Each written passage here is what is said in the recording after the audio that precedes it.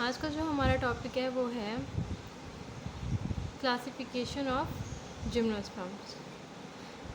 सबसे पहले हम डेफिनेशन देखेंगे क्लासिफिकेशन की।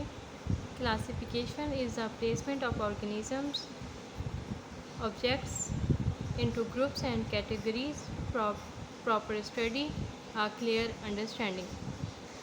कि क्लासिफिकेशन एक ऐसा मेथड है जिसमें हम देखते हैं कि ऑर्गेनिज़म्स और ऑब्जेक्ट्स को ग्रुप में डिवाइड करके हम किस तरह उनकी प्रॉपर स्टडी कर सकते हैं, उनका जो है सारे डिवीज़न, ऑर्डर्स, ट्राइब्स सब कुछ पढ़ सकते हैं, उनकी एवोल्यूशनरी हिस्ट्री चेक कर सकते हैं। तो एक क्लियर अंडरस्टैंडिंग के लिए हम ऑर्गेनिज़म्स और ऑब्जेक्ट्स को डिवाइड करते हैं और इस डिवीज़न के मेथड को हम कहते हैं क्लासिफिकेशन। अब हम स्टार्ट करते हैं क्लासिफिकेशन ऑफ जिम्नोस्पर्म्स। सबसे पहले जो साइंटिस्ट थे वो थे Bentham and Hooker, 1860 to 1883 were the first to separate gymnosperms from dicotyledons and place them in between dicot and monocot। तो बेंथम एंड हुकर पहले साइंटिस्ट थे जिन्होंने सेपरेट किया था जिम्नोस्पर्म्स को डाइकोटिलीडन से। डाइकोटिलीडन से ऐसे प्लांट होते हैं जिसमें 2 कोटिलीडन्स होते हैं, और उन्हें प्लेस किया था between dicot and monocot. Monocots ऐसे प्लांट्स होते हैं जिनमें सिर्फ 1 कोटिलीडन होती है। तो फेन्यूरोगैम्स, जैसे कि हमने जनरल कैरेक्टरिस्टिक्स में देखा था जिम्नोस्पर्म्स की, फेन्यूरोगैम्स सीड बेयरिंग प्लांट्स को कहते हैं। तो ये जिम्नोस्पर्म्स इनमें प्लेस होते हैं। तो ठीक है, जिम्नोस्पर्म्स को हमने मिडल में प्लेस किया between monocot and dicot. Further gymnosperms के आगे 3 ऑर्डर्स हैं, साइकेडेसी, कॉनिफेरेसी एंड जेनेटेसी। ठीक है, तो ये था classification system of Bentham and Hooker. Next, when टिगम 1898 suggested to give same importance to gymnosperms as dicots। वह टिगम जो थे वो भी एक साइंटिस्ट थे। उन्होंने सजेस्ट ये किया था कि जैसे डाइकॉट्स को इम्पोर्टेंस दी जाती है वैसे ही सेम इम्पोर्टेंस जिम्नोस्पर्म्स को भी दी जाए। मतलब जिम्नोस्पर्म्स को डाइकोटिलीडन से इतना सेपरेट ना रखा जाए। It is not reasonable to place them between dicot and monocot. और उन्होंने ये बात भी कही थी कि जिम्नोस्पर्म्स को मोनोकॉट एंड डाइकॉट के मिडल में रखना ज़्यादा रीज़नेबल नहीं है। तो उन्होंने अपनी एक सजेशन दी थी। नेक्स्ट हमारे पास है एंगलर एंड प्रेंटल, 1867। इन्होंने क्लासीफाई किया था जिम्नोस्पर्म्स को इनटू 7 ऑर्डर्स। वो ऑर्डर कौन से थे हम देखते हैं।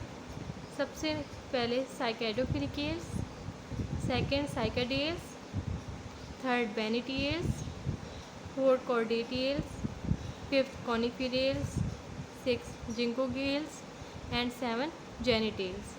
तो ये वो 7 ऑर्डर्स हैं जिनमें एंगलर एंड प्लेंटल ने जिम्नोस्पर्म को क्लासीफाई किया था। तो ये सेकंड साइंटिस्ट आ गए हमारे पास। नेक्स्ट हमारे पास है कोल्टर एंड कैम्बेरिलियन, 1910। इन्होंने क्या किया था, considered and supported Engler and Prantl 1867 कि मतलब उन्होंने सपोर्ट किया था एंगलर एंड प्रेंटल की क्लासिफिकेशन को। और फर्दर डिवाइड कॉनिफेरेल्स की जो ऑर्डर है हमारे पास, जो कि हमें एंगलर एंड प्रेंटल ने सजेस्ट किया था, उन्होंने डिवाइड किया था उन्होंने।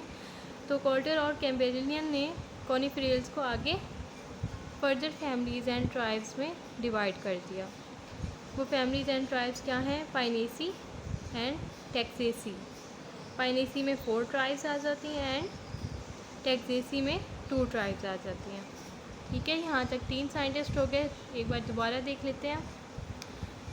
क्लासिफिकेशन प्लेसमेंट को कहते हैं ऑर्गेनिज़म और ऑब्जेक्ट्स की इनटू ग्रुप्स एंड कैटेगरीज, ताकि हम उनकी प्रॉपर स्टडी कर सकें और हमें एक क्लियर अंडरस्टैंडिंग हो।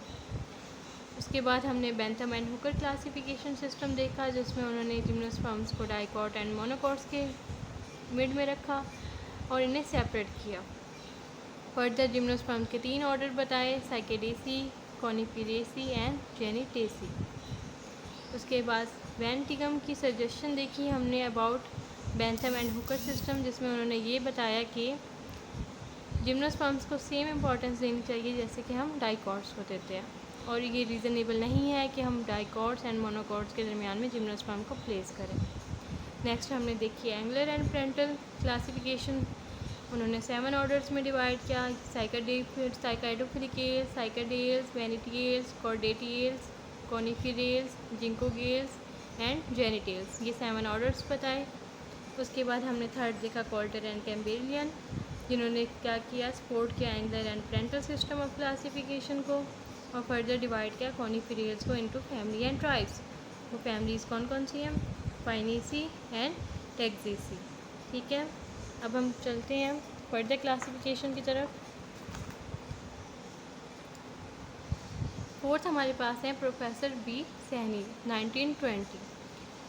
Professor B Saini was credited for giving first phylogenetic system of classification of gymnosperm. तो जो ये प्रोफेसर बी सैनी थे, उन्हें क्रेडिटेड किया गया फाइलोजेनेटिक सिस्टम ऑफ क्लासिफिकेशन देने के लिए जिम्नोस्पर्म्स का first time. He had chosen the position and mode of development. उन्होंने दो जो पॉइंट्स थे, की पॉइंट्स हैं, उनकी बेस पे क्लासिफिकेशन की जिम्नोस्पर्म की। वो कौन कौन सी पॉइंट है, first is position and second है mode of development of ovule, कि पोजीशन एंड किस तरह से ओव्यूल की डेवलपमेंट होती है जिम्नोस्पर्म से, उस बेस पे जिम्नोस्पर्म को दो ग्रुप्स में डिवाइड कर दिया।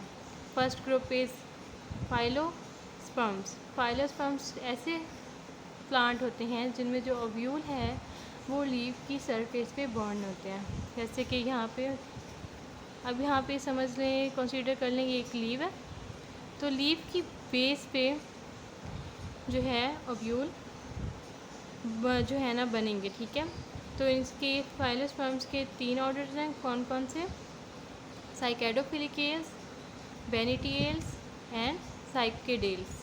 तो ये 3 ऑर्डर्स आ जाते हैं किसमें, फाइलोस्पर्म्स में। नेक्स्ट जो ग्रुप है वो है स्टैकिस्पर्म। इनमें ovules are borne on stem, कि स्टेम जो हमारे प्लांट की होती है डायरेक्टली ओव्यूल उस पर फॉर्म होगा, नॉट ऑन लीव्स। इसमें कितने ऑर्डर्स हैं, 4 ऑर्डर्स हैं, कॉर्डिटेल्स, जिंकोगेल्स, कॉनिफेरेल्स एंड जेनिटेल्स। ठीक है, एक बार दोबारा देख लेते हैं कि प्रोफेसर बी सैनी ने 2 ग्रुप्स में डिवाइड किया था जिम्नोस्पर्म्स में। पहला ग्रुप है हमारे पास फाइलोस्पर्म, जिनमें ओव्यूल लीफ की सरफेस पे बॉर्न होते हैं, और इनमें 3 ऑर्डर आ जाते हैं, साइकाइडोफिलिकेल्स, बेनिटिएल्स एंड साइकेडेल्स। जबकि स्टेगोस्पर्म्स में ओव्यूल स्टेम की सरफेस पे बॉर्न होते हैं, और इसमें 4 ऑर्डर आ जाते हैं, कॉर्डिटिएल्स, जिंकोगेल्स, कॉनिफेरेल्स एंड जेनिटेल्स। नेक्स्ट हमारे पास क्लासिफिकेशन सिस्टम है C.J. Chamberlain 1935 contributed the classification of Sani and proposed the term Cycadophyta and Coniferophyta। तो इन्होंने 2 हमें डिविजन्स बता दी, कौन कौन सी, साइकैडोफाइटा एंड कोनिफेरोफाइटा।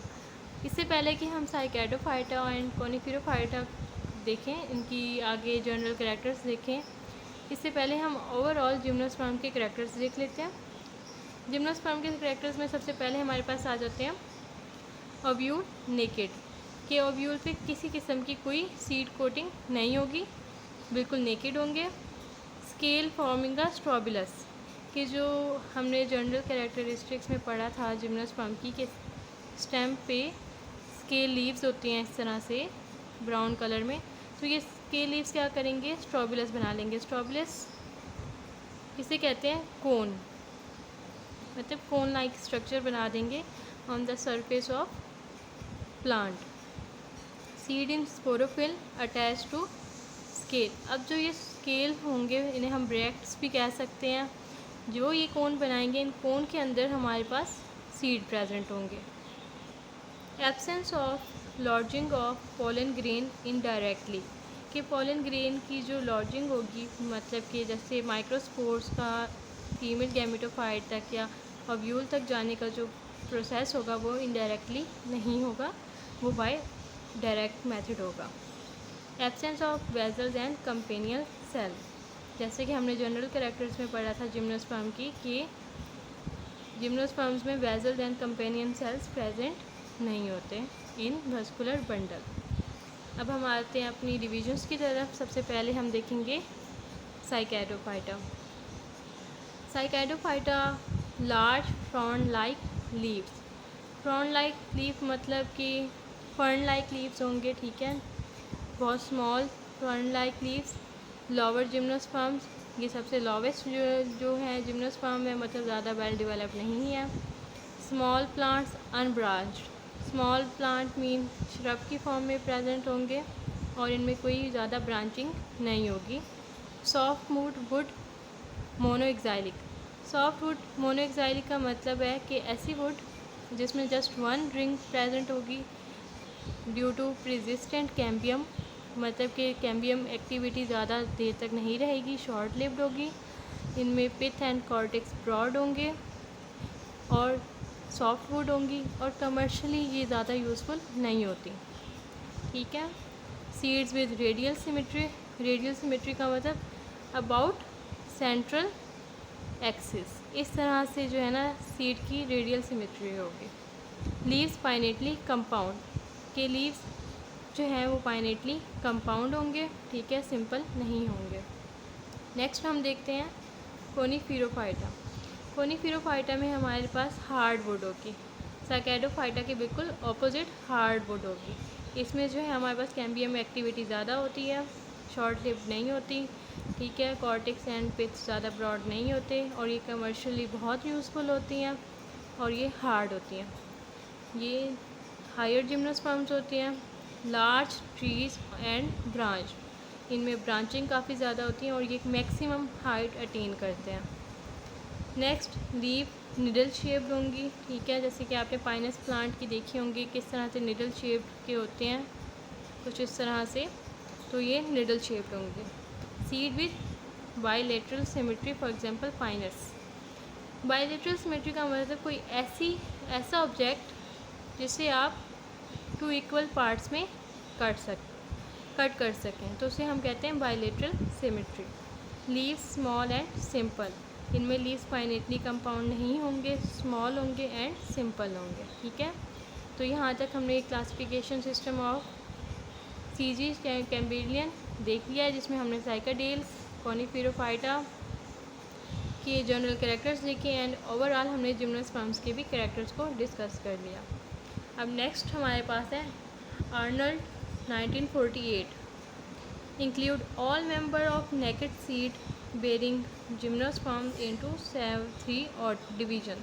के आर्नल्ड जो थे उन्होंने जो नेकेड सीड बेरिंग जिम्नोस्पर्म्स होते हैं, मतलब ओव्यूल्स की कोई इंटीग्यूमेंट नहीं होती, कोई कवरिंग नहीं होती, तो ऐसे सारे जिम्नोस्पर्म्स को 3 डिवीजन्स में डिवाइड कर दिया। वो डिवीजन कौन सी हैं? सबसे फर्स्ट साइकैडोफाइटा। साइकैडोफाइटा में हमारे पास फर्दर जो हैं आ जाती हैं टीरिडोस्पर्मेल्स, साइकैडियोडेल्स, साइकाडेल्स, ये 3 आ गई हमारे पास साइकैडोफाइटा में। नेक्स्ट हमारे पास आती है कोनिफिरोफाइटा। कोनिफिरोफाइटा में कॉर्डेटियल्स, जिंकोगेल्स, टेक्सेल्स एंड कोनिफिरेल्स आ गई, ठीक है। उससे नेक्स्ट थर्ड डिवीजन है क्लेमेडोस्पर्मेल्स, ये भी सीड बेरिंग प्लांट्स ही होते हैं। एफिड्रेल्स, जेनिटेल्स, ठीक है, एफिड्रा जो होती है क्लास उसमें आ जाते हैं और जेनिटेल्स भी इसी में आ जाते हैं। तो ये 3 डिवीजन्स हो गई जो कि किसने सजेस्ट की थी? आर्नल्ड ने 1948 में, ठीक है। अब हम नेक्स्ट देखते हैं क्लासिफिकेशन।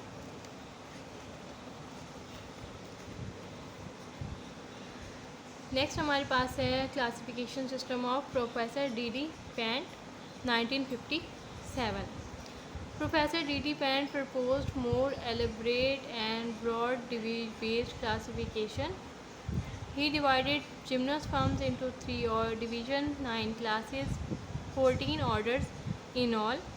कि जो उन्होंने ज़्यादा एलोबरेट मतलब ज़्यादा समझने वाला, ज़्यादा मतलब ब्रॉड क्लासिफिकेशन सिस्टम जिम्नोस्पर्म का प्रपोज किया था, जिसमें हमारे पास 3 डिविजन्स आ जाती हैं जिम्नोस्पर्म्स की, 9 classes of gymnosperm and 14 orders of gymnosperms. In his classification, इनकी क्लासिफिकेशन में Chlamydospermatophyta has been placed between Cycadophyta and Coniferophyta, कि जो इनका क्लासिफिकेशन सिस्टम था उसमें क्लेमेडोस्पर्मेटोफाइटा को प्लेस किया गया बिटवीन साइकेडोफाइटा एंड कोनिफेरोफाइटा। ठीक है, नेक्स्ट हमारे पास है राइजादा and K dot Sahni 1960। After considering the discovery of Pentoxylae a group of Jurassic gymnosperm, ये एक ऐसा जिम्नोस्पर्म था जो जुरैसिक एरा में हमें फाउंड हुआ था बाय प्रोफेसर बिग्जेल Sahni 1948। Divided gymnosperms directly into 8 order, जिन्होंने जिम्नोस्पर्म को 8 ऑर्डर में डिवाइड कर दिया था। The first 3 into Cycadophyta and the last 4 into Coniferophyta. अब फर्स्ट 3 एंड लास्ट 4, ये तो 7 ऑर्डर्स हो गए। तो जो लास्ट ऑर्डर था हमारे पास, जो कि डिस्कवर किया था प्रोफेसर बिग्जेल सैनी पेंटोएक्साइली, उसकी पोजीशन उन्होंने अनसर्टेन ही छोड़ दी, मतलब किसी ग्रुप में उन्हें बिल्कुल परमानेंटली प्लेस नहीं किया। तो जो 2 ग्रुप हैं वो कौन कौन से हैं जिम्नोस्पर्म के?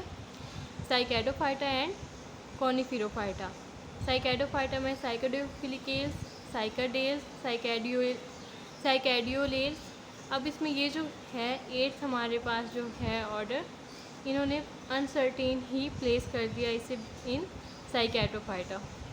नेक्स्ट है कोनिफेरोफाइटा, जिसमें हमारे पास आ जाते हैं कॉर्डेटेल्स, जिंकोगेल्स, कॉनिफेरेल्स एंड जेनिटेल्स। ठीक है, तो ये classification system of Raizada and K dot C Saini 1960। Next हमारे पास है Takhtajan and Cronquist and Zimmermann 1966। classified all the embryo bearing plants into 8 divisions and assigned the name Pinophyta for gymnosperms and by giving 7th rank, कि जो तख्ताजान, क्रोक्विस्ट and Zimmerman थे, उन्होंने embryo bearing plant, मतलब जिन plant में embryo form होते हैं, उन्हें 8 divisions में डिवाइड कर दिया। उन्होंने जिम्नोस्पर्म्स को कौन सी रैंक पे रखा? 7th रैंक पे। ठीक है, और उन्हें नाम दे दिया पिनोफाइटा का। And Magnoliophyta for angiosperms at the 8th rank, मतलब पहले उन्होंने रखा जिम्नोस्पर्म को, देन एंजियोस्पर्म्स को, और उन्हें डिफरेंट नेम्स असाइन कर दिए। Next and the last is Verma and Chopra 1981 divided gymnosperms into 5 divisions. उन्होंने जिम्नोस्पर्म्स को 5 डिविजन्स में डिवाइड किया। ट्रीडोस्पर्मेटोफाइटा, जिसके फर्दर आगे 6 ऑर्डर्स हैं। Cycadophyta 1 order, Ginkgophyta 1 order, Coniferophyta 2 orders and Gnetophyta 2 orders. ये ओवरऑल हमारे पास क्लासिफिकेशन सिस्टम थी जिम्नोस्पर्म का। एक बार फिर देख लेते हैं। प्रोफेसर डी पेंट 1957, उन्होंने broad and elaborate classification system दिया था, जिनमें 3 डिविजन्स, 9 क्लासेस एंड 14 ऑर्डर्स आ गई। क्लेमेडोस्पर्मेटोफाइटा को उन्होंने प्लेस किया था between Cycadophyta and Coniferophyta. Raizada and K dot Saini 1960, उन्होंने पेंटोएक्साइली, जो कि प्रोफेसर बिग्जेल सैनी ने किया था डिस्कवर, उसके बाद 8 ऑर्डर्स में डिवाइड कर दिया जिम्नोस्पर्म को। फर्स्ट 3 ऑर्डर्स जो हैं उन्होंने रखे साइकेडोफाइटा में and last 4 order into Coniferophyta. But जो 8th ऑर्डर है पेंटोएक्साइली, उन्होंने उसे अनसर्टेनली इन साइकेडोफाइटा में प्लेस कर दिया। नेक्स्ट तख्ताजान, क्रोक्विस्ट एंड जिमरमैन 1966, उन्होंने जिम्नोस्पर्म्स को 8 डिविजन्स में डिवाइड किया था। जिम्नोस्पर्म्स को, मतलब सारे एम्ब्रियो बेरिंग प्लांट को 8 डिवीजन में डिवाइड कर दिया था। जो जिम्नोस्पर्म्स थे उन्होंने उसे 7th रैंक पे रखा और उन्होंने उसे नाम दिया पिनोफाइटा, और एंजियोस्पर्म को 8th रैंक पे और उसे नाम दे दिया मैग्नोलियोफाइटा। ठीक है, next and the last Verma and Chopra 1981, उन्होंने जिम्नोस्पर्म्स को 5 डिवीजन में और डिवाइड कर दिया था। ट्रीडोस्पर्मेटोफाइटा, जिसके 6 ऑर्डर्स हैं further, Cycadophyta 1 order, Ginkgophyta 1 order, Coniferophyta 2 orders and Gnetophyta 2 orders. तो ये हमारे पास overall classification system of gymnosperm था। आई होप आप सबको समझ आ गई होगी। Thank you.